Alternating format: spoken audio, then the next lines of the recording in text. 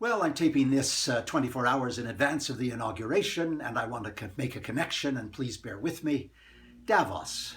Davos, a sleepy little town in Switzerland where every January, under the auspices of the World Economic Forum, the global political and corporate elite, we could call them the corporate political complex, gathers to tell us the benefits of globalization, to tell us how inequality is declining, to tell us how the developing world is flourishing, and to tell us above all that the multinational corporations have finally embraced the pinnacle of their activity, corporate social responsibility to save the world.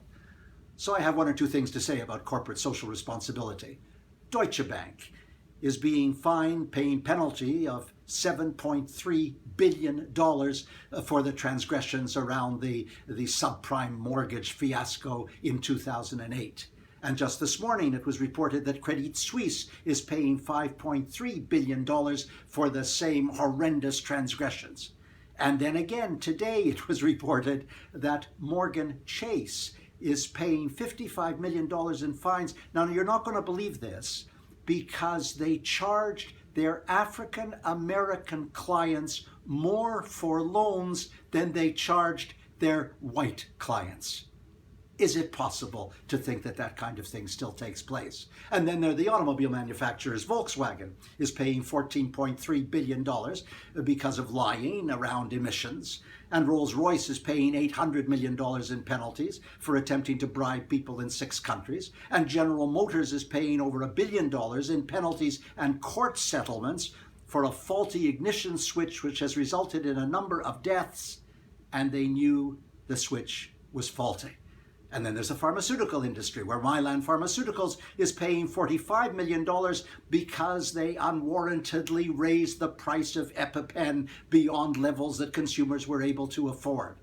And of course, there's that famous fine for GlaxoSmithKline of $3 billion a couple of years ago because of misinformation around drugs. And now we have Genentech and OSI Pharmaceuticals this year required, or last year, required to pay $67 million because of misleading information on a cancer drug. And Apple is now paying $13 billion in back taxes imposed by the European Commission. And we have Walmart. How could we get along without Walmart, which is paying $75 million in penalties because it refused to provide health insurance to same-sex partners? It goes on and on and on.